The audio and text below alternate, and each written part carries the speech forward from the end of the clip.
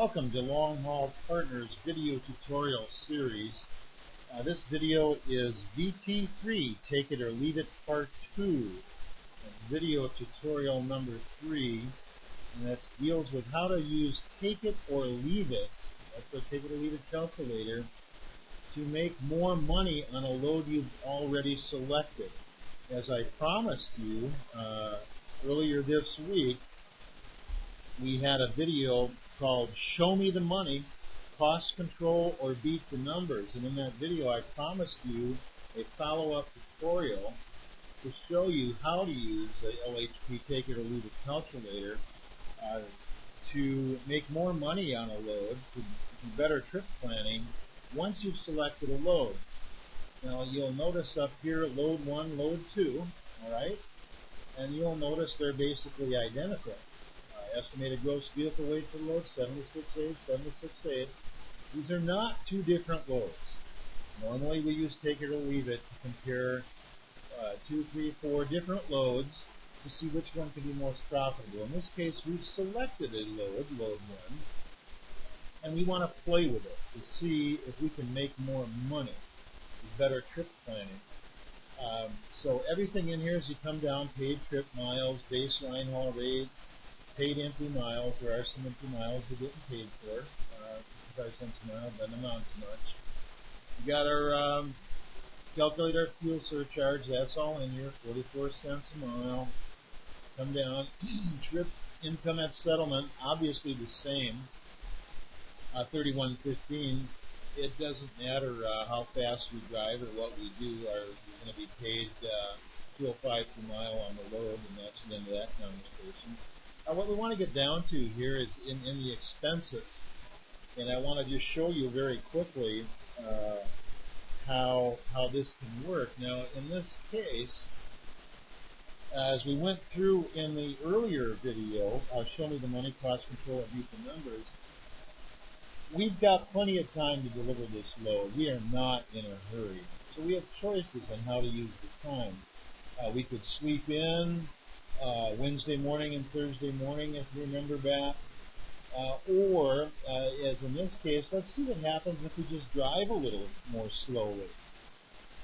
So normally, our normal unobstructed highway cruising speed would be about 64 miles an hour. That's how I run. You can say that's smart or not, but that's what I like to do. What if we knock that down 6 miles an hour to 58. And of course, our average driving speed anticipated during the trip is going to drop as well. This is your speed you'll actually average with stoplights and traffic and construction zones and what have you. It's going to be less than your normal unobstructed cruising speed. And obviously, we're going to have to drive about 3 more hours on this trip. And, who the heck wants to do that? But if we were willing to drive 3 more hours at a slower speed, at 58 miles an hour, would it be worth our while to do that? We're still stuck with 2 10-hour breaks on the trip. You notice here, 10-hour off-duty time, 34-hour reset time. We don't have a reset here, but we've got 2 10-hour breaks, and there's no way out of that. So blah, blah, blah, blah, blah. Let's play around. I've already changed, again, remember, load 2 is load 1. We're just going to make a couple of changes and see what happens when we do that. And what I'm going to change is the driving speed. And now let's quickly go down and just see what the effect of this 6 miles an hour is. Well, our net estimated, well, first of all, let's take a look at our operating cost per mile, adjusted for weight, terrain, and driving speed. The Take It or Leave It calculator adjusts your fuel economy for the type of terrain you're driving through, the average driving speed that you cruise at, and also for your load weight, okay? And we described that in a previous calculator video tutorial number 2, Take It or Leave It, part 1, which showed you how to compare two loads, and I walked you through how these adjustments are all made, so we're not going to do that again. But suffice it as a reminder that the adjustments are made. So here's these check boxes. These are numbers that auto-fill from the OO Weekly expense sheet. So you only fill out the OO Weekly expense sheet one time and save it, and then these things auto-fill in there. So this becomes the basis for adjustment. So on this load, driving at 64 miles an hour, cruising, our operating cost per mile is going to bump up to 203. It went down a little bit because the weight's under 80,000 pounds. It went up a little bit because we're driving faster, and the terrain is neglected. We're on a flatland terrain, so that doesn't increase. So this difference is basically in driving speed, okay? And you'll see it's quite significant. Now, you'll notice if we only go 58 miles an hour, we're at $1.95 a mile. Basically, it's a difference in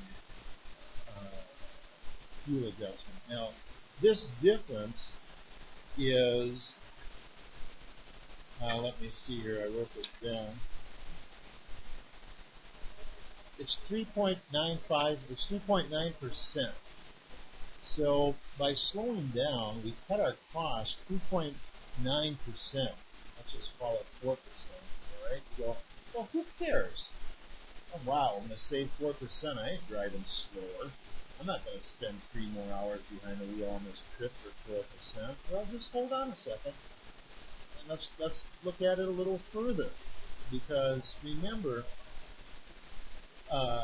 this reduction in cost translates to an increase in your net revenue because you're spending less to operate, okay? And that increase in revenue, there's no cost to go against it.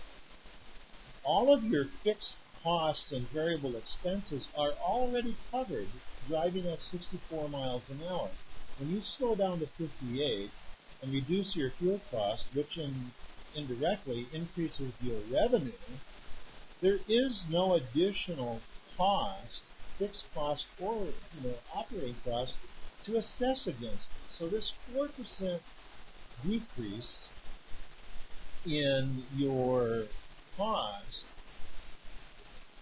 translates all of it, 100% of it, into your bottom line. As you can see here, your net estimated before tax earnings for the trip went from 247 to 335. That is a 36% increase in your net revenue for this trip. Let me repeat that. You cut your cost of operation 4%, but on the bottom line, your bottom line increased 36%. Now that, folks, is black gold. That is money in your pocket. When you can do that every day of every week, for every week that you're on the road, you're talking about bumping, say, a $55,000 a year net business revenue for a single owner operator to on the upside of $75,000. Who doesn't want that? Again, just to run through all the numbers, they proportionately increase straight across the board. Your net revenue earned per trip day went from $111 to $141. Net rate earned per driving hour went from $10 an hour to $12. Net rate earned per waiting in total trip hours. This includes your time to pick up the load, time you waited to get unloaded, that sort of thing. Includes your 10-hour breaks, your fuel stops, and all of that. This load, we calculated we had 6 hours, nearly 7 hours here for breaks. And when you work that out, it's kind of interesting. You're still making $5.89 per hour driving slower, even though we added 3 hours to the trip. Now, this is kind of it's not very intuitive, is it? I mean, that's a surprise. I would have thought that this number would have to decrease. But it didn't. The fuel savings, the black gold, was so significant that even though we added 3 driving hours to the trip, we still increased our hourly rate for total trip hours from $4.65 to $5.89. Our net rate earned per driven mile increased from 19 cents a mile to 26 cents a mile, and our return on investment went from 9 to 12. Now, the only other thing I'm going to point out to you is that this net estimated before tax earnings. This is earnings to the truck or the business. You have to remember that you wear 2 hats. Okay, this trip has 1,230 paid miles, and from the OO weekly expense sheet, if we go back and check it again, you'll recall we had 40 cents a mile we paid ourselves as a driver for wearing our driver hat, and on top of that, we had 5 cents a mile to cover our health insurance premium of $600 a month, and we had a penny a mile in there for the 3% contribution to our retirement, because we have to retire someday, right? We have to be saving money for that. So this is not everything we earned. We made a total of $565 for driving the truck. That worked out to 46 cents a mile, and that's on top of this. That doesn't change. We got paid that amount whether we go fast or slow. But what we're looking at here is the business aspect, not your driver's salary, which is an expense to the business, even though it's revenue and your profit.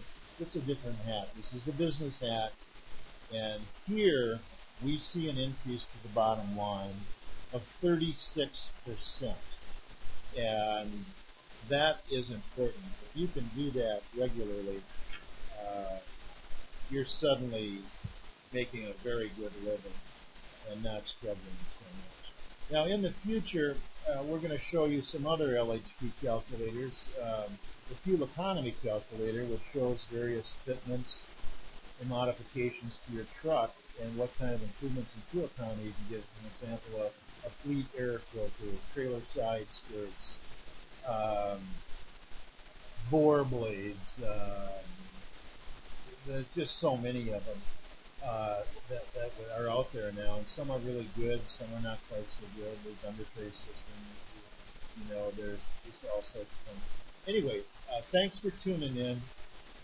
You just saw how you can take an LHP profit